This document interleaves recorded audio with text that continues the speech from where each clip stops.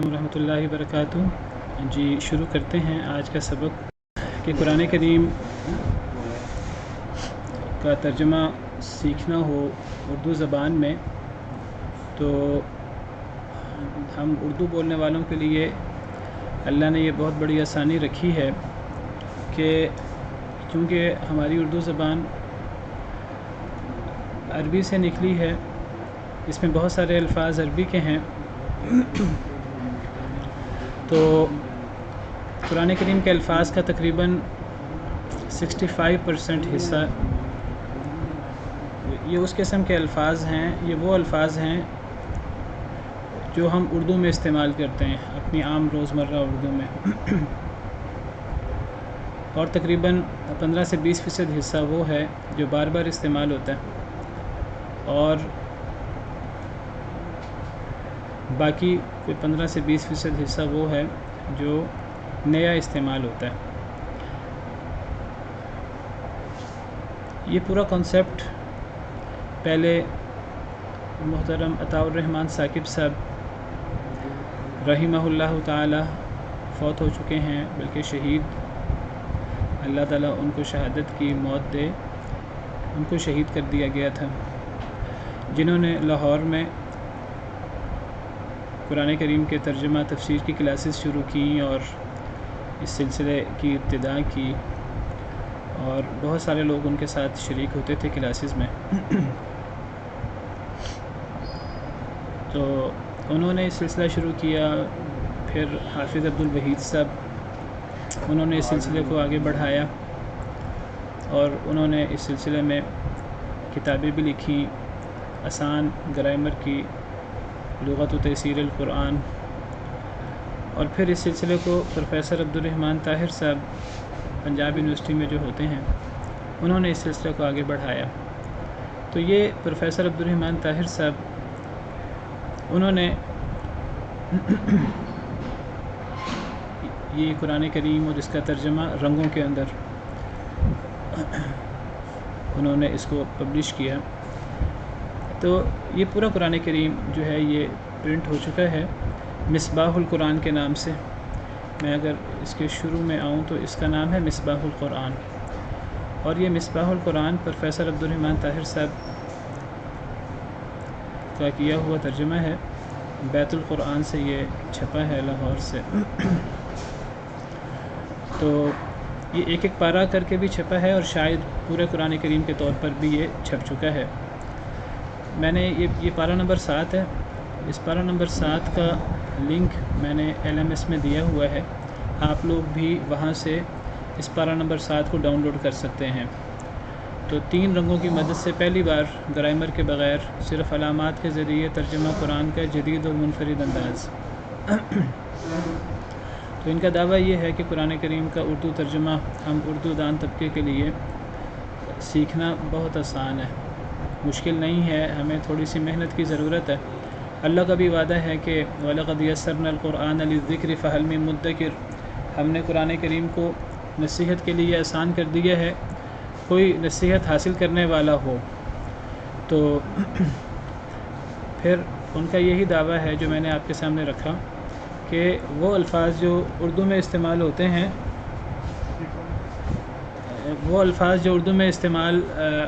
ہیں، تو وہ کہتے ہیں کہ وہ 65% ہے۔ ان الفاظ کو سیاہ رنگ میں ظاہر کیا گیا ہے، یہ مصباح القرآن سے استفادہ کا طریقہ، یہ ہر پارے کے شروع میں انہوں نے لکھا ہے۔ تو پہلی قسم انہوں نے رکھی ہے سیاہ الفاظ کی، جن کو انہوں نے بلیک انک سے لکھا ہے۔ تو یہ وہ الفاظ ہیں جو اردو میں استعمال ہوتے ہیں۔ دوسری قسم کے الفاظ وہ ہیں جو خالصتاً عربی زبان کے ہیں، اردو میں استعمال نہیں ہوتے، لیکن البتہ کثرت استعمال کے باعث بار بار سن کر یاد ہو جاتے ہیں۔ کہتے ہیں ان کے بارے میں بہت فکر مندی کی ضرورت نہیں ہے، قرآن کریم میں یہ 20% الفاظ ہیں، تو یہ بار بار استعمال ہوں گے تو یہ آپ کو یاد ہو جائیں گے۔ تو ان پاروں میں انہیں نیلے رنگ میں ظاہر کیا گیا ہے۔ اور تیسری قسم کے الفاظ وہ ہیں جو بالکل نئے ہیں، انہیں خوب یاد کرنے کی ضرورت ہے، گویا کہ یہ ووکیبلری ہے جس کا روزانہ اضافہ ہوگا۔ تو ایسے الفاظ تقریباً 15% ہیں، ان کو سرخ رنگ میں ظاہر کیا گیا ہے۔ تو اس طرح کر کے انہوں نے یہ ترتیب دیا ہے. آپ بھی ڈاؤن لوڈ کر سکتے ہیں یہ تمام کے تمام پارے، 30 پارے. ہماری ویب سائٹ ہے جس کا اوپر لنک ہے www.kitabussunnah.com. یہ ویب سائٹ ہمارے ادارے سے ہی اسلامک ریسرچ کونسل کے زیر اہتمام جاری ہے، اور 10-15 سال سے یہ اردو کی سب سے بڑی ویب سائٹ ہے kitabussunnah.com. اس ویب سائٹ میں یہ 30 کے 30 پارے موجود ہیں. تو میں نے LMS میں جو 7ویں پارے کا لنک دیا ہے وہ اسی ویب سائٹ سے دیا ہے. اس لنک پہ جا کر کتاب و سنت سے باقاعدہ اسے ڈاؤن لوڈ کیا جا سکتا ہے. میں آپ کو ڈاؤن لوڈ کرنے کا طریقہ بھی بتا دیتا ہوں کیسے ڈاؤن لوڈ ہوگا. یہ میں LMS میں آتا ہوں آپ کے سامنے. تو یہ دیکھیے، یہ آپ کا کورس ہے ٹرانسلیشن آف قرآن کا.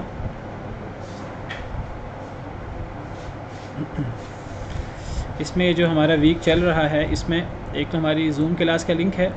آپ روزانہ یہاں آپ کو لنک دیا جائے گا، اس لنک سے آپ نے آنا ہے.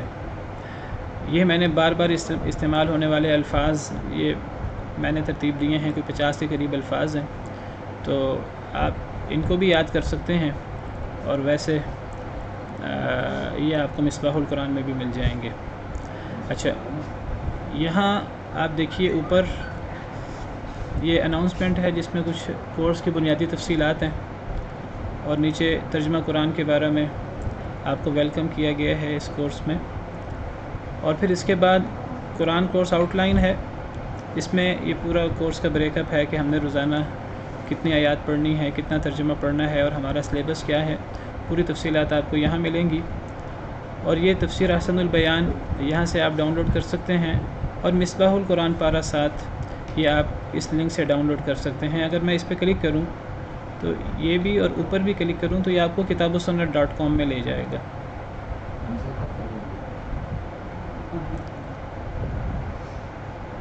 تو یہاں سے ڈاؤن لوڈ میں آپ آئیں گے، یہ مصباح القرآن پارہ 7 ہے، اور یہاں ڈاؤن لوڈ سرور 1 سے یا ڈاؤن لوڈ سرور 2 سے آپ اسے ڈاؤن لوڈ کر لیں تو یہ ڈاؤن لوڈ ہو جائے گا.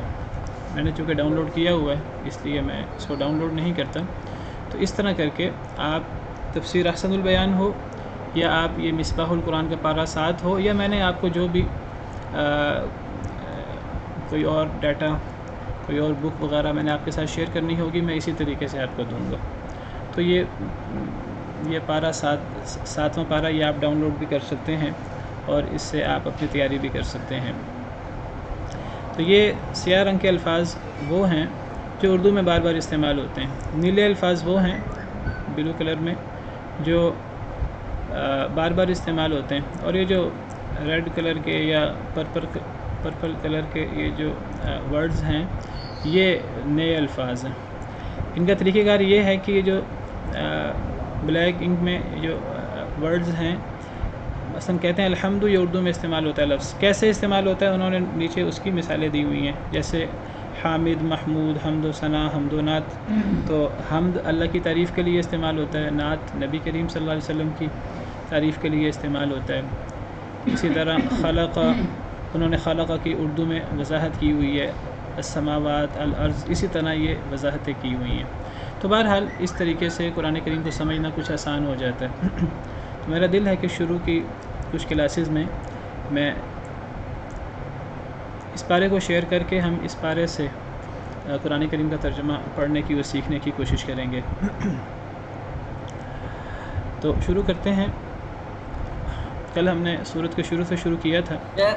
جی شیخ، اس کے ایگزامز کس طرح ہوں گے، اس کے تھوڑا سا اگر آپ گائیڈ کر دیں. یہ ساری تفصیلات آپ کو پتہ لگ جائیں گی آہستہ انشاءاللہ، آہستہ آہستہ. تو اسائنمنٹس بھی ہوں گی، کوئزز بھی ہوں گے انشاءاللہ، اور مڈ ٹرم اور فائنل ٹرم ایگزامز بھی ہوں گے. تو انشاءاللہ جس کا وقت آتا جائے گا اس کے بارے میں آپ کو جو ہے وہ وضاحت کر دی جائے گی آہستہ آہستہ. یہ ساری چیزیں آن لائن ہوں گی؟ جی انشاءاللہ، کیونکہ ہم آن لائن کلاس لے رہے ہیں تو آن لائن ہی ہوں گی. جی اعوذ باللہ من الشیطان الرجیم، بسم اللہ الرحمن الرحیم. الحمد للہ الذی خلق السماوات والارض وجعل الظلمات والنور. ہر قسم کی تعریف اللہ کے لیے ہے وہ اللہ جس نے پیدا کیا آسمانوں کو اور زمین کو، وجعل الظلمات والنور، اور پیدا کیا۔ جعل کا عام طور پہ معنی بنانا کرتے ہیں، لیکن میں نے کل وضاحت کی تھی آپ کے سامنے کہ لغت کی روح سے، گرامر کی روح سے جب جعل کے دو مفعول آئیں تب پھر جعل بنانے کے معنی میں ہوتا ہے، لیکن اگر جعل کا ایک مفعول ہو تو پھر جعل پیدا کرنے کے معنی میں ہوتا ہے۔ تو یہاں جعل کا معنی ہمیں پیدا کرنا چاہیے، اور اس نے پیدا کیا الظلماتی، اندھیروں کو، والنور، یہ اسی پر عطف ہے، اور نور کو۔ کل میں وضاحت کر چکا ہوں کہ السماوات کو جمع کیوں استعمال کیا گیا، الارض کو واحد کیوں استعمال کیا گیا، الظلمات کو جمع کیوں استعمال کیا گیا، النور کو واحد کیوں استعمال کیا گیا۔ تو اللہ نے اپنی عظمت، اپنی تعریف، اپنی شان بیان کر کے اللہ نے اپنی تعریف بیان کی ہے، اور اللہ فرماتے ہیں کہ جب اللہ رب العالمین اتنی عظمت کے ہیں، ثم الذین کفروا بربہم یعدلون، پھر وہ لوگ جنہوں نے کفر کیا اپنے رب کے ساتھ، یعدلون، وہ برابری کرتے ہیں، یعنی اپنے رب کے ساتھ لوگوں کو برابر ٹھہراتے ہیں، تو یعنی شرک کرتے ہیں۔ تو یہ اللہ کی طرف سے ایک شکوہ ہے کہ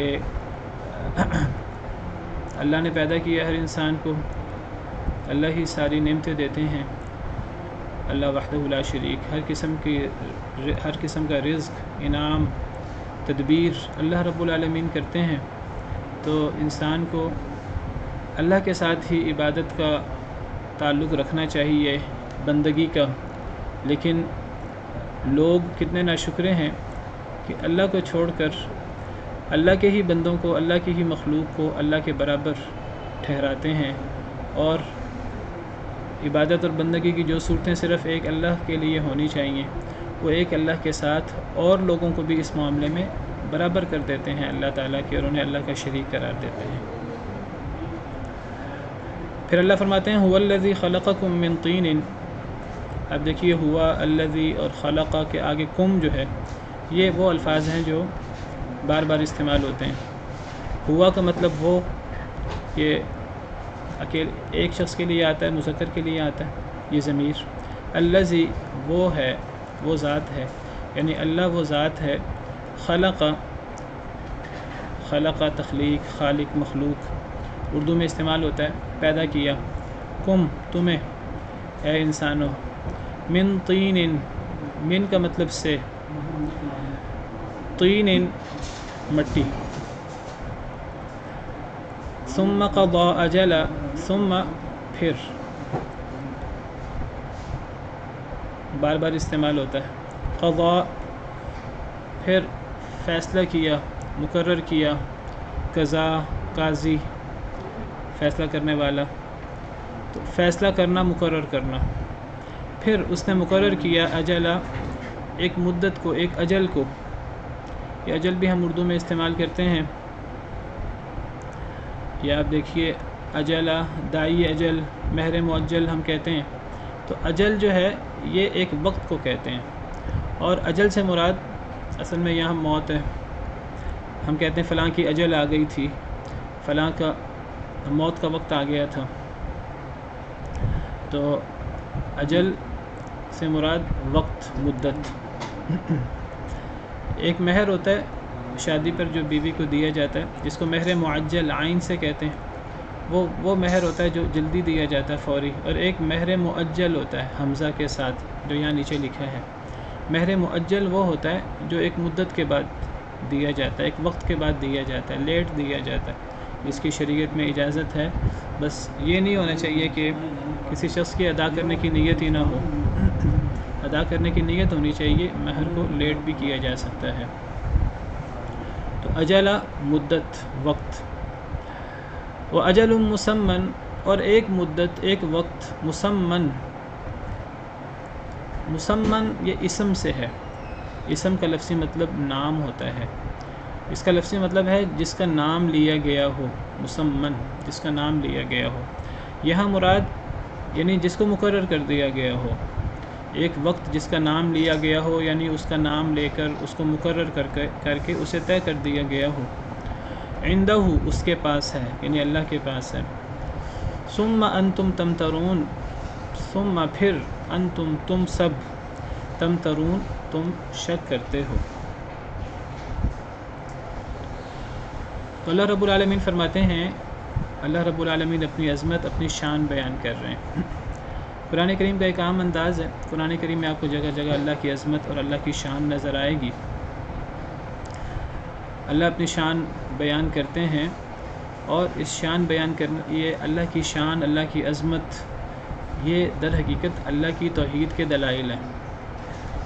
آپ کو قرآن کریم میں اکثر نظر آئے گا، اللہ فرمائیں گے کہ اللہ نے زمین و آسمان کو پیدا کیا، اللہ نے تمہیں پیدا کیا، اللہ نے پہاڑ بنائے، اللہ نے زمین کے اندر نہریں جاری کیں، اللہ نے زمین کے اندر درخت، شجر، حجر اور ہر قسم کی چیزیں اللہ رب العالمین نے بنائیں، آسمان سے پانی برسایا۔ تو یہ تمام جو اللہ اپنی عظمت اور اپنی عظیم صفات اور اپنے انعامات جو انسان کے لیے ہیں، اللہ بیان فرماتے ہیں، اور اللہ بیان فرما کر گویا کہ یہ ثابت کرتے ہیں اس سے کہ یہ تمام ان چیزوں کو پیدا کرنے والا، ان کی تدبیر کرنے والا اور یہ انعام کرنے والا بندوں پر، اور یہ رزق بندوں کو دینے والا، یہ اللہ وحدہ لا شریک ہے۔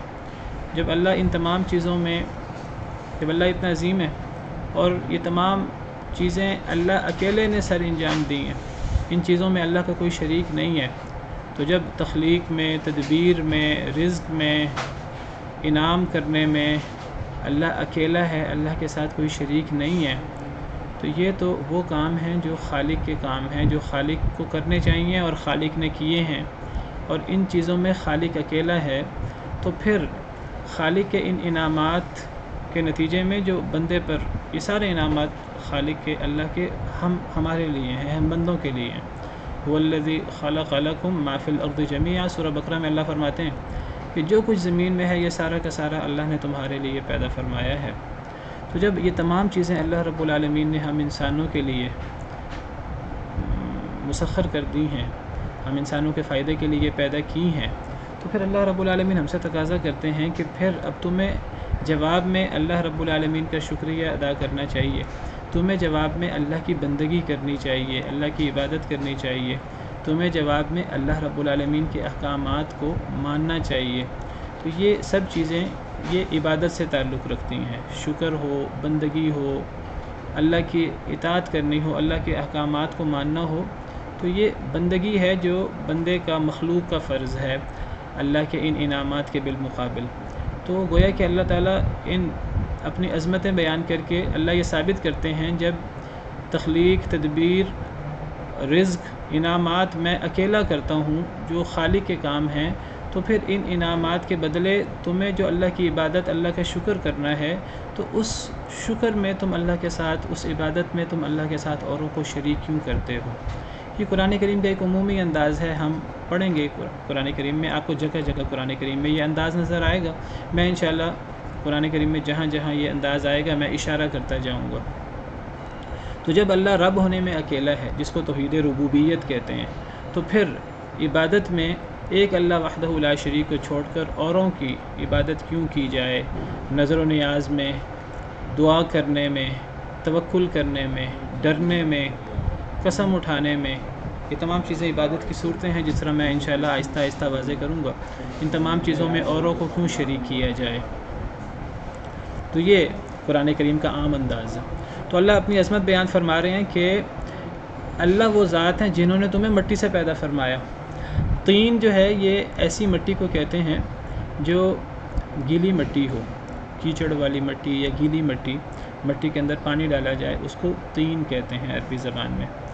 اصل میں مٹی کے لیے عربی زبان میں کافی الفاظ ہیں، ایک تراب ہے، تراب خشک مٹی کو کہتے ہیں، ایک طین ہے، طین گیلی مٹی کو کہتے ہیں، کئی الفاظ ہیں قرآن کریم میں مٹی کے لیے۔ تو انسان کی پیدائش میں تو تراب کا ذکر بھی ہے، وَمِنْ آیَاتِهِ أَنْ خَلَقَكُم مِّن تُرَابٍ، سورہ روم میں اللہ فرماتے ہیں اللہ کی نشانیوں میں سے یہ ہے کہ اللہ نے تمہیں تراب سے پیدا فرمایا۔ یہاں اللہ فرما رہے ہیں کہ اللہ کی عظمت یہ ہے کہ اللہ نے تمہیں طین سے پیدا فرمایا۔ تو بعض آیات میں ہے کہ اللہ نے ہمیں ٹھیکری جیسی مٹی سے پیدا فرمایا، خلق الانسان من صلصال کالفخار، سورہ الرحمن میں اللہ فرماتے ہیں۔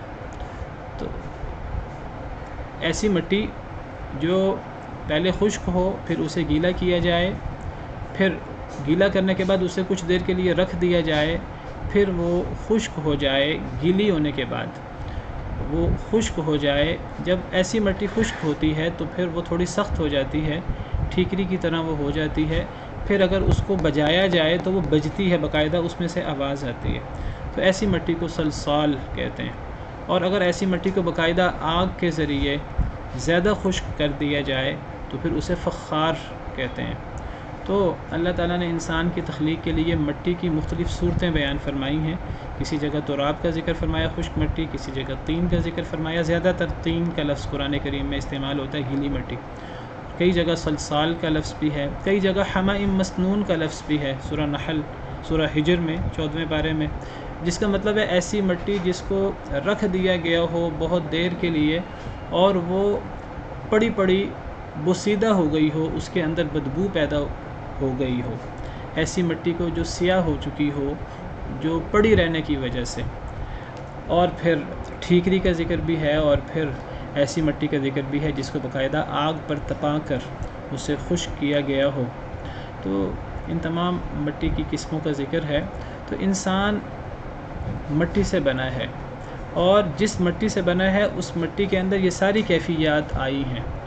پہلے وہ خشک تھی، پھر اس کو گیلا کیا گیا، پھر اسے پڑے رہنے دیا گیا، پھر وہ اتنی لمبا عرصہ پڑی رہی کہ وہ اس کے اندر بدبو پیدا ہو گئی، وہ سیاہ ہو گئی، پھر خشک ہو کر ٹھیکری کی طرح ہو گئی، پھر باقاعدہ اس کو گویا کہ آگ پر مزید تپایا گیا۔ تو انسان اس مٹی سے بنا ہے۔ تو اللہ نے تمہیں مٹی سے بنایا۔ اب خلقکم، تمہیں اللہ نے مٹی سے بنایا، کم سے مراد انسان ہے۔ تو کیا سارے انسان اس مٹی سے بنے ہیں؟ تو اب بعض علماء کہتے ہیں کہ مخاطب سب انسانوں کو کیا ہے، اور مراد ہمارے بابا آدم، ہماری جو ہم سب کے باپ ہیں، جن سے اللہ رب العالمین نے انسان کو پیدا کیا، تو وہ مراد ہیں۔ یہ تو بات واضح ہے کہ سیدنا آدم علیہ السلام کو تو اس طریقے سے پیدا نہیں کیا گیا جس طریقے سے عام انسان پیدا ہوتے ہیں، میاں بیوی کے ذریعے۔ تو سیدنا آدم علیہ السلام کو تو اللہ نے مٹی کی ان تمام کیفیات جن کا میں نے ذکر کیا، ان تمام کیفیات سے گزار کر اللہ نے ان کا پتلا بنایا، اور پھر اللہ نے اس میں روح پھونکی۔ تو حضرت آدم علیہ السلام کو تو مٹی سے پیدا کیا گیا۔ تو بعض مفسرین کہتے ہیں خلقکم، انسان کو مخاطب کیا، سب انسانوں کو، چونکہ مراد ان کے باپ ہیں۔ تو جب ہمارے باپ سیدنا آدم علیہ السلام مٹی سے ہیں، گویا کہ ہم سب بھی ان کی اولاد ہیں، گویا کہ ہم بھی مٹی سے ہوئے۔ جی جی آپ کی آواز کلیئر نہیں ہے۔ تو بہرحال یہ میں آپ کو وقت دوں گا سوال کرنے کے لیے، آپ سوال کیجئے گا۔ تو میں سب کا جو ہے وہ مائک خراب کر رہا ہے، میں سوچا تھا کہ اگر میں مائک بند کر دوں سب کا تو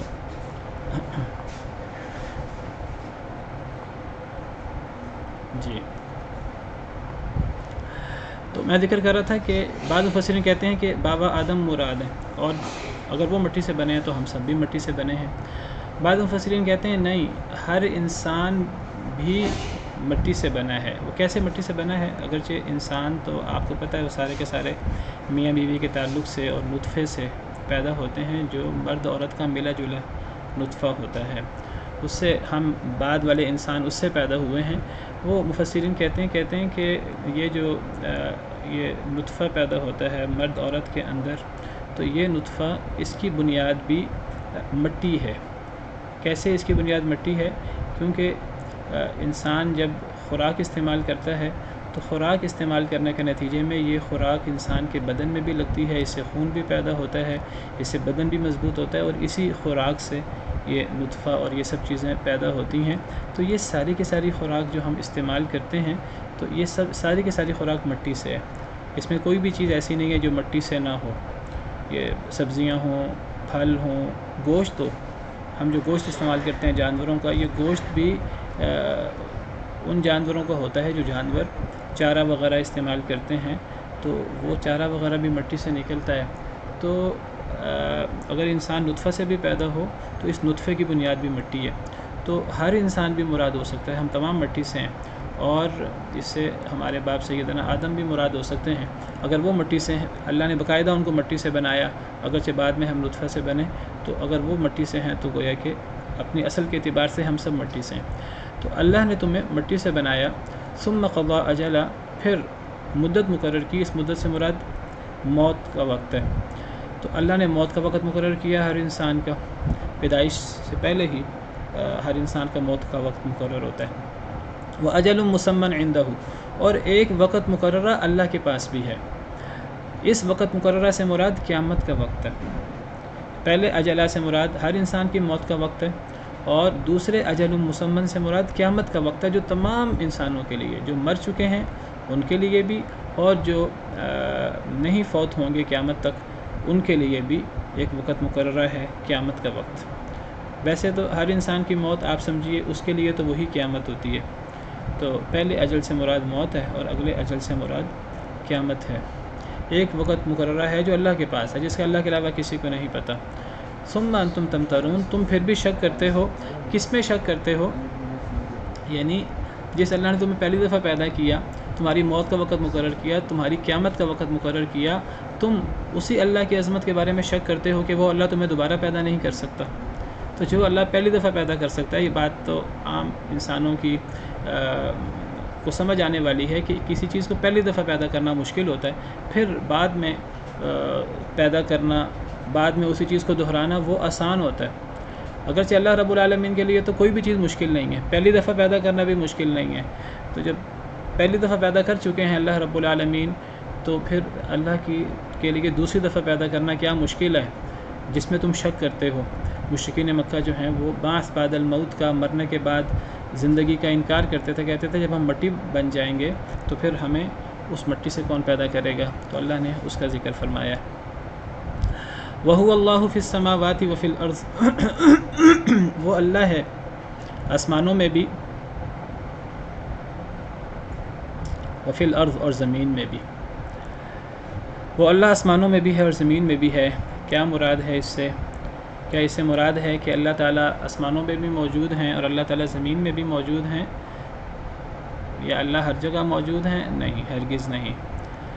وَهُوَ اللَّهُ فِي السَّمَاوَاتِ وَفِي الْأَرْضِ سے مراد یعنی وہ اللہ ہیں، یعنی ان کی وہ اللہ ان کی بادشاہت ہے آسمانوں میں اور زمین میں. یہ وَهُوَ اللَّهُ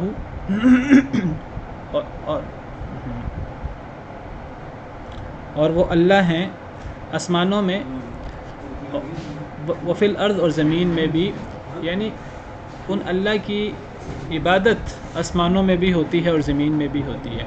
اس آیت کریمہ کی صحیح تفسیر دیکھیں، قرآن کی تفسیر قرآن سے کرنی چاہیے.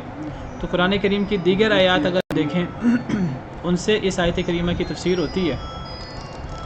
یہ سورہ زخرف کی آیت ہے، میں آپ کے سامنے پیش کرتا ہوں. اللہ تعالیٰ سورہ زخرف آیت نمبر 84، اس کو سورہ زخرف بھی کہتے ہیں، اس کو سورہ مؤمن بھی کہتے ہیں. تو اس کی آیت نمبر 84 ہے. اس میں اللہ فرماتے ہیں وَهُوَ الَّذِي فِي السَّمَاءِ إِلَٰهٌ وَفِي الْأَرْضِ إِلَٰهٌ، وہ اللہ ہے جو آسمانوں میں بھی الہ ہے اور زمین میں بھی الہ ہے. یعنی کیا مطلب؟ یعنی اللہ وہ ذات ہیں، آسمانوں میں بھی وہ الہ ہیں، یعنی جن کی عبادت ہوتی ہے آسمانوں میں. آسمانوں میں جو فرشتے ہیں وہ اللہ کی عبادت کرتے ہیں اور بہت زیادہ اللہ کی عبادت کرتے ہیں، اتنی عبادت کرتے ہیں کہ وہ تو تھکتے ہی نہیں ہیں. اور فی الارض الہ، اور زمین میں بھی وہ الہ ہے. زمین میں انسان، جانور اور تمام مخلوقات، جن، تو وہ اللہ کی عبادت کرتے ہیں. تو آسمانوں میں بھی اللہ کی عبادت ہوتی ہے، زمین میں بھی اللہ کی عبادت ہوتی ہے. تو جو یہاں مراد ہے سورہ زخرف میں، وہی یہاں مراد ہے. وَهُوَ اللَّهُ فِي السَّمَاوَاتِ وَفِي الْأَرْضِ، وہ اللہ ہے آسمانوں میں بھی اور زمین میں بھی. یعنی آسمانوں میں بھی وہی معبود ہے، زمین میں بھی وہی معبود ہے، دونوں جگہ اس کی عبادت ہوتی ہے. ورنہ اس سے مراد یہ نہیں ہے کہ اللہ بذات ہی آسمانوں میں بھی ہیں اور زمین میں بھی ہیں، یا جس طرح بعض لوگ سمجھتے ہیں کہ اللہ تعالیٰ ہر جگہ موجود ہے، اور بعض لوگ کہتے بھی ہیں اللہ ہر جگہ موجود ہے. یہ عقیدہ کتاب و سنت کے عقل و منطق کے صریح خلاف ہے. قرآن کریم میں اللہ تعالیٰ جگہ جگہ اپنے بارے میں فرماتے ہیں۔ قرآن کریم کی 7 آیات ہیں۔ اللہ تعالیٰ فرماتے ہیں کہ الرحمن علی العرش استوى، رحمان عرش پہ مستوی ہے جیسے اللہ کی شان کو لائق ہے۔ عرش یہ اس کائنات کی سب سے بلند مخلوق ہے، جو آسمانوں سے بھی اوپر ہے، 7 آسمانوں سے اوپر سب سے بلند عرش ہے۔ اللہ عرش پہ مستوی ہے جیسے اللہ کی شان کو لائق ہے۔ ثم استوى علی العرش، قرآن کریم کی 7 آیات میں یہ باقاعدہ صراحت موجود ہے، اللہ تعالیٰ عرش پر مستوی ہیں جیسے اللہ کی شان کو لائق ہے۔ اور قرآن کریم میں جگہ جگہ اللہ رب العالمین کو العلی قرار دیا گیا۔ العلی کا مطلب سب سے بلند۔ ہم سجدہ کرتے ہیں تو سبح اسم ربک الاعلی، تسبیح سبحان ربی الاعلی پڑھتے ہیں، پاک ہے میرا رب جو سب سے بلند ہے۔ قرآن کریم میں بھی سبح اسم ربک الاعلی، تسبیح بیان کرو اپنے رب کی جو سب سے بلند ہے۔ تو اللہ تعالیٰ سب سے بلند ہیں شان کے اعتبار سے بھی اور اپنی ذات کے اعتبار سے بھی۔ موضوع لمبا ہے، میں زیادہ تفصیل میں نہیں جاتا۔ تو اللہ تعالیٰ ہر جگہ موجود نہیں ہیں، اللہ تعالیٰ بذاتی ہی عرش پر مستوی ہیں جیسے اللہ کی شان کو لائق ہے، عرش پر ہیں جو سب سے بلند ہے۔ اور اللہ کی عبادت اور اللہ کی قدرتیں اور اللہ کا علم اور یہ سب چیزیں ہمیں آسمان میں بھی ملتی ہیں، زمین میں بھی ملتی ہیں۔ اور یعنی اللہ اپنے علم کے اعتبار سے، اپنی صفات کے اعتبار سے آسمان والوں کو بھی دیکھتا ہے، زمین والوں کو بھی دیکھتا ہے، پوشیدہ باتیں بھی سنتا ہے، جہری باتیں بھی سنتا ہے۔ اسی لیے آگے علم کا ذکر ہے۔ یعلم سرکم وجہرکم، وہ جانتا ہے تمہارے پوشیدہ چیزوں کو، وجہرکم اور تمہاری علانیہ چیزوں کو، تمہاری پوشیدہ باتوں کو بھی، تمہاری سرگوشیوں کو بھی اللہ جانتا ہے، اور تم جو اونچی آواز سے بات کرتے ہو اللہ اسے بھی جانتا ہے۔ وَيَعْلَمُ مَا تَكْسِبُونَ، اور وہ جانتا ہے جو تم کمائی کرتے ہو، جو تم عمل کرتے ہو۔ ایک کمائی ہم دنیا کے اندر دنیاوی کمائی کرتے ہیں، اللہ وہ بھی جانتے ہیں، اور ایک کمائی وہ ہے جو ہم آخرت کے لیے کرتے ہیں۔ ہم جو نیک برے اعمال کرتے ہیں یہ آخرت کی کمائی ہے۔ تو ہماری ہر قسم کی دنیاوی کمائی اور آخرت کی کمائی اللہ ہر چیز سے، ہمارے ہر عمل سے واقف ہے۔ تو اللہ تعالیٰ اپنی ذات کے اعتبار سے عرش پر مستوی ہیں جیسے اللہ کی شان کو لائق ہے، اور اللہ کا علم وہ آسمانوں میں بھی اور زمین میں بھی، اللہ اپنی صفات کے اعتبار سے جو ہے وہ آسمان و زمین والوں سب مخلوق کو دیکھ رہے ہیں، سب کا احاطہ کیے ہوئے ہیں، اور اللہ کی عبادت آسمانوں میں بھی ہوتی ہے، زمین میں بھی ہوتی ہے۔ وَمَا تَأْتِيهِم مِّنْ آيَةٍ مِّنْ آيَاتِ رَبِّهِمْ إِلَّا كَانُوا عَنْهَا مُعْرِضِينَ، اور نہیں آتی ان کے پاس، وما واو اور ما نہیں، تأتی آتی ہم ان کے پاس، یعنی لوگوں کے پاس، یعنی یہاں ہم سے مراد عام طور پر کفار، قرآن کریم کے اولین مخاطب مکہ کے لوگ تھے، تو مکہ کے لوگوں کا ذکر ہو رہا ہے، عام لوگوں کا ذکر ہو رہا ہے جو اللہ پر ایمان نہیں لائے، قرآن پر ایمان نہیں لائے۔ اللہ فرماتے ہیں شکوہ کے انداز میں کہ اور نہیں آتی ان کے پاس، لوگوں کے پاس، من آیتن نشانی سے، یعنی کوئی بھی نشانی، من آیات ربہم ان کے رب کی نشانیوں میں سے، نہیں آتی لوگوں کے پاس ان کے رب کی نشانیوں میں سے کوئی نشانی، الا کانوا عنہا معرضین، مگر وہ ہوتے ہیں اس سے معرضین، انکار کرنے والے، اعراض کرنے والے۔ معرضین اعراض کرنا، اعراض کا مطلب کیا ہوتا ہے؟ منہ موڑ لینا، توجہ نہ کرنا، اس کو اعراض کہتے ہیں، اردو میں بھی یہ استعمال ہوتا ہے۔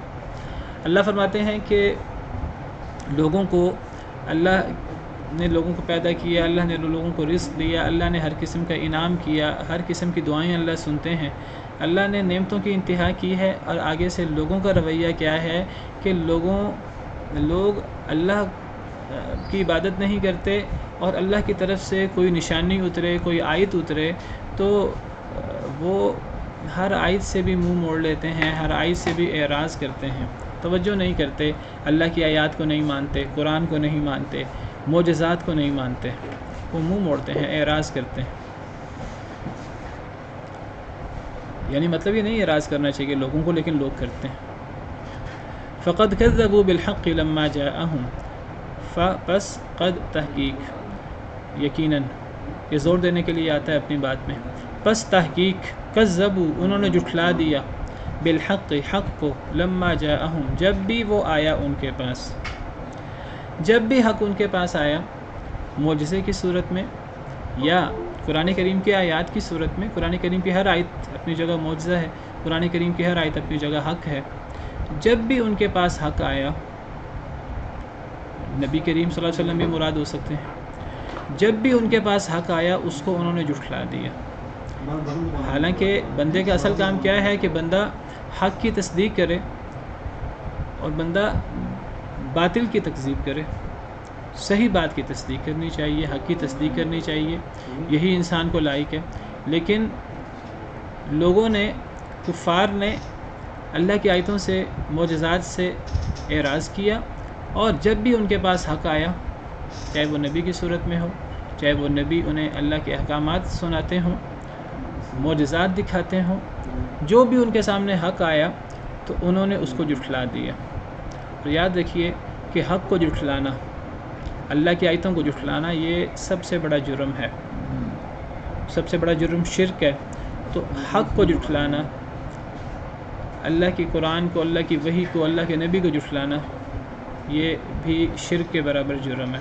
اللہ فرماتے ہیں وَمَنْ أَظْلَمُ مِمَّنِ افْتَرَىٰ عَلَى اللَّهِ كَذِبًا أَوْ كَذَّبَ بِآيَاتِهِ، اس سے بڑھ کر ظالم کون ہو سکتا ہے جو اللہ پہ جھوٹ باندھے یا اللہ کی آیتوں کو جھٹلا دے۔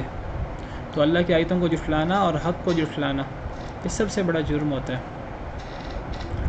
تو اللہ فرماتے ہیں کہ ان لوگوں نے، کفار نے، مشرکین نے اللہ کی آیتوں سے اعراض کرتے ہیں، اور جب بھی ان کے پاس حق آیا انہوں نے حق کو جھٹلا دیا، مانا نہیں۔ فَسَوْفَ يَأْتِيهِمْ أَنبَاءُ مَا كَانُوا بِهِ يَسْتَهْزِئُونَ، پس ان قریب، پس سوف ان قریب، یأتی آئے گی، ہم ان کے پاس، انباء خبریں، ما كانوا به يستهزئون جو وہ تھے ساتھ اس کے مذاق اڑایا کرتے۔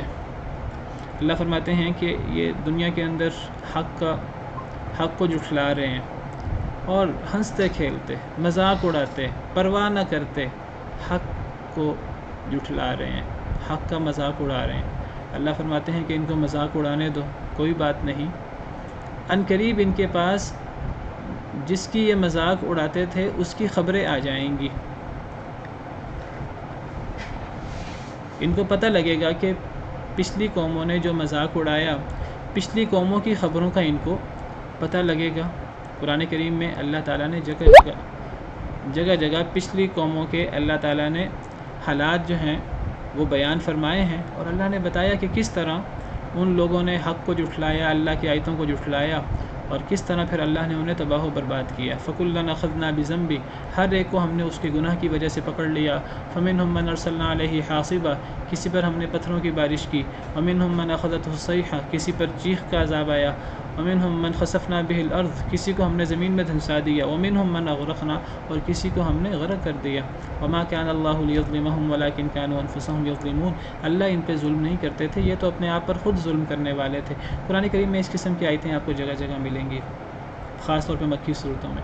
تو اللہ فرماتے ہیں کہ یہ جو جھٹلا رہے ہیں، یہ لوگ جو انکار کر رہے ہیں، منہ موڑ رہے ہیں، تو پہلے بھی لوگ مذاق اڑاتے تھے، یہ بھی مذاق اڑاتے رہے حق کا۔ ان قریب ان کو خبریں آئیں گی، اور ان قریب اس قسم کی خبروں سے اور اس قسم کے انجام سے انہیں بھی واسطہ پڑے گا۔ الم یروا کم اہلکنا من قبلہم، الم یروا، کیا نہیں انہوں نے دیکھا، آ کا مطلب کیا، لم کا مطلب نہیں، یروا انہوں نے دیکھا، کم کتنی، اہلکنا ہم نے ہلاک کی، من قبلہم ان سے پہلے، من قرن بستیوں سے۔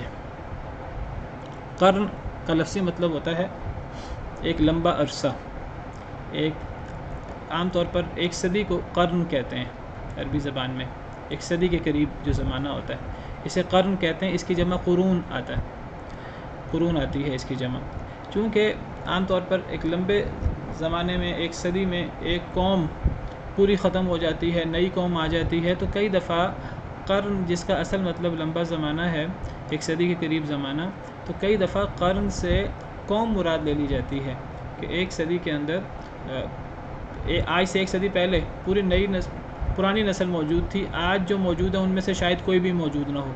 آج ایک صدی کے بعد، آج 2020 ہے، تو 1920 میں پورے 100 سال پہلے، ایک قرن پہلے پوری ایک نئی قوم، پرانی قوم آباد تھی۔ 100 سال کے بعد، ایک قرن کے بعد آج ایک پوری نئی قوم آباد ہے۔ تو قرن کا لفظی مطلب لمبا عرصہ، تو چونکہ اس لمبے عرصے میں ایک پوری قوم جو ہے وہ ختم ہو کر نئی پوری قوم آ جاتی ہے، تو قرن سے مراد قوم بھی لے لی جاتی ہے، امت۔ اور تو اللہ فرماتے ہیں کیا انہوں نے نہیں دیکھا، یہ کفار مکہ نے جو انکار کرنے والے ہیں، کتنی ہم نے ہلاک کی ان سے پہلے، من قرن، امتوں سے۔ ہم یہاں اب قرن کا معنی امت کریں گے، قوم کریں گے، ورنہ قرن کا اصل مطلب میں بتا چکا ہوں، قرن کا اصل مطلب ایک لمبا زمانہ ہوتا ہے، صدی۔ یہاں امت یا قوم مراد ہوگی۔ کتنی ہم نے ہلاک کی ان سے پہلے، من قرن، قوم سے یعنی قوموں سے، مکناہم فی الارض، ہم نے انہیں جگہ دی تھی زمین میں، ہم نے انہیں زمین کے اندر بڑا مقام دیا تھا۔ ما لم نمکن لکم، جو نہیں ہم نے تمہیں جگہ دی، یعنی ہم نے انہیں زمین کے اندر اتنا مقام دیا تھا، اتنی آسائشیں اور اتنے وسائل دیے تھے، اے قریش ہم نے تمہیں وہ وسائل اور وہ آسائشیں نہیں دی جو ان کو دی تھی۔ ان کے پاس طاقت بھی زیادہ تھی، ان کے پاس صلاحیت بھی زیادہ تھی، ان کے پاس وسائل بھی زیادہ تھے، وہ تم سے زیادہ نعمتوں میں تھے، تم سے زیادہ طاقتور تھے، جس طرح قوم عاد ہے، قوم سمود ہے، وہ طاقت میں بھی ہم سے زیادہ تھے، وہ صلاحیت میں اور بہت ساری چیزوں میں، ترقی میں بھی بہت ساری چیزوں میں وہ قریش مکہ سے آگے تھے۔ تو اللہ فرماتے ہیں کہ کبھی اپنی طاقت پر، کبھی اپنے مال پر، کبھی اپنے جتھے پر بھروسہ نہ کرنا۔ ہم نے تم سے پہلے جن بستیوں کو ہلاک کیا، ہم نے انہیں، وہ تم سے زیادہ طاقتور تھے، تم سے زیادہ ان کا جتھا مضبوط تھا، ہم نے زمین میں ان کے قدم تم سے زیادہ جمائے تھے۔ قرآن کریم کی بعض آیات سے پتہ لگتا ہے کہ اللہ نے پچھلی قوموں کو، قریش کا ذکر کرتے ہوئے اللہ فرماتے ہیں کہ ہم نے پچھلی قوموں کو تم سے 10 گنا زیادہ نعمتیں دی تھیں، وما بلغوا معشار ما آتیناہم، تم تو ان کے 10ویں حصے کو بھی نہیں پہنچتے جو ہم نے ان کو نعمتیں دی تھیں۔ جب ان کو اللہ نے جو نعمتیں دی تھیں، جب وہ ان نعمتوں کی وجہ سے، اس مال و دولت کی وجہ سے وہ اللہ کے عذاب سے نہیں بچ سکے، جب انہوں نے اللہ کی نافرمانی کی، تو تم اللہ کے عذاب سے کیسے بچ سکتے ہو؟ تمہارے پاس طاقت، مال و دولت، اقتدار، زمین پہ جو قدم جمے ہوئے ہیں تمہارے، پچھلی قوموں کے مقابلے میں یہ چیز کم ہے تمہارے پاس۔ تو ہم نے انہیں زمین میں جگہ دی تھی جو ہم نے تمہیں جگہ نہیں دی۔ وَأَرْسَلْنَا السَّمَاءَ عَلَيْهِمْ مِدْرَارًا، اور بھیجا تھا ہم نے آسمان کو، السماء کا لفظی مطلب بلندی، عام طور پہ ہم اس کا معنی آسمان کر لیتے ہیں، ورنہ السماء سے مراد آسمان بھی ہو سکتا ہے، السماء سے مراد بادل بھی ہو سکتے ہیں، اور السماء سے مراد چھت بھی ہو سکتی ہے، سیاق و سباق کے مطابق معنی متعین ہوتا ہے۔ اور بھیجا ہم نے السماء، بادلوں کو، علیہم ان کے اوپر، مدرارا موسلا دار، یعنی ان پر تو بارشیں بھی ہوتی تھیں، جو ہر اللہ کی بہت بڑی نعمت ہے، جس سے زراعت، پرانے دور میں زراعت جو ہے یہ سب سے یہ بڑی نعمتوں میں شمار ہوتی تھی، اور عام طور پہ قوموں کی مال و دولت کا، ترقی کا ایک بڑا ذریعہ بارش ہوتی تھی، اور آج بھی صحیح اگر استعمال کیا جائے بارش کا۔ اللہ فرماتے ہیں قریش تم پر تو بارش نہیں ہوتی اتنی، تم تو پہاڑی علاقے میں بستے ہو، تمہارے ہاں تو زراعت نہیں ہے، ہم نے ان کو ایسی سبزہ اور ایسی زرخیز زمینیں عطا کی تھیں جن پر بارش بھی ہوتی تھی۔ وَجَعَلْنَا الْأَنْهَارَ تَجْرِي مِن تَحْتِهِمْ، اور ہم نے بنایا تھا نہروں کو جو ان کے نیچے سے بہتی تھیں، یعنی وہاں سے لہلہاتی فصلیں، زرخیز زمین، اوپر سے بارشیں، اور پھر درمیان سے نہریں، دریا جاری ہوتے تھے۔ کتنا خوبصورت منظر ہوتا تھا، کتنی مال و دولت اور کتنی اللہ کی نعمتیں تھیں ان کے پاس۔ تمہارے پاس تو نعمتیں اس کا عشر و شیر بھی نہیں ہے۔ فَأَهْلَكْنَاهُمْ بِذُنُوبِهِمْ، بس ہم نے ہلاک کر دیا ان کو ان کے گناہوں کی وجہ سے۔ جب انہوں نے گناہ کیے، پچھلی قوموں نے، جو مال و دولت میں، جو ترقی میں، جو انعامات میں تم سے زیادہ تھے، جب انہوں نے گناہ کیے، ان کے گناہوں کی وجہ سے ہم نے انہیں ہلاک کر دیا، تو پھر ہم تمہیں کیسے چھوڑیں گے اگر تم بھی ان کے جیسے کام کرو گے۔ وَأَنشَأْنَا مِن بَعْدِهِمْ قَرْنًا آخَرِينَ، اور ہم نے پیدا کی من بعدہم ان کے بعد، قرنن قوم، میں بیان کر چکا ہوں قرن کا لفظی مطلب لمبا زمانہ ہوتا ہے، لیکن یہاں قوم مراد ہے۔ ہم نے پیدا کی ان کے بعد قوم آخرین، دوسری، یعنی ان کو ہم نے ہلاک کر دیا ان کے گناہوں کی وجہ سے، حالانکہ ان کے پاس بڑے وسائل تھے، اور ہم نے ان کو ان کے گناہوں کی وجہ سے ہلاک کرنے کے بعد نئی قومیں پیدا کر دیں۔ تو اے قریش مکہ، تمہارے پاس وسائل بھی کم ہیں، تمہارے پاس جتھا بھی کم ہے، تم پر تو بارشیں اور یہ زرخیز زمین اور یہ چیزیں بھی کم ہیں، تو اگر تم اللہ کی نافرمانی کرو گے تو کیا تم اپنے مال و دولت کی وجہ سے اللہ کے عذاب سے بچ سکو گے؟ پرانی قومیں نہیں بچ سکیں اپنے گناہوں کی وجہ سے، اللہ نے انہیں ہلاک کر دیا، تو تم کس کھیت کی مولی ہو؟ تم کیسے بچو گے؟ قیاس کرو اپنے آپ کو پرانی قوموں پر۔ پرانی قوموں کے واقعات کو قریش مکہ بھی جانتے تھے، مانتے تھے کہ اللہ کے نافرمان قومیں تباہ ہوئی ہیں، تو اللہ فرماتے ہیں کہ تم اللہ کے دوست تو نہیں ہو، تم اللہ کے عذاب سے کیسے بچو گے اگر تم اللہ کے نافرمانی کرتے رہے۔ وقت ختم ہو گیا، اسی پر بس کرتے ہیں۔ تو کوئی سوال ہے آپ کا تو آپ سوال کر لیجئے۔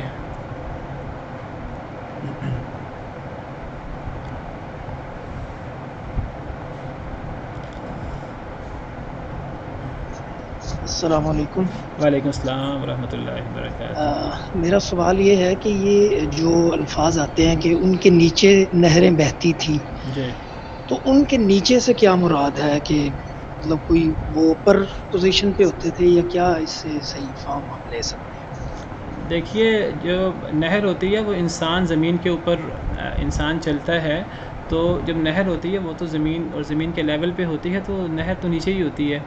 اور نیچے کا مطلب یہ بھی ہے کہ انسان اس سے فائدہ اٹھاتا ہے، اللہ نے ہر چیز کو انسان کے لیے مسخر کی ہے۔ اور عام طور پر جب نہروں کا ذکر آتا ہے تو درختوں کے ساتھ اور لہلہاتے باغوں کے ساتھ نہروں کا ذکر آتا ہے، تو جنت کا تذکرہ بھی قرآن میں آتا ہے، جنات تجری من تحتها الانہار، باغات جن کے نیچے سے نہریں بہتی ہوں، تو اوپر درخت ہوتے ہیں، اوپر خوشنما باغات ہوتے ہیں لہلہاتے، اور نیچے نہریں بہتی ہیں۔ تو یہ چیز تو بڑی کلیئر ہے، بڑی واضح ہے۔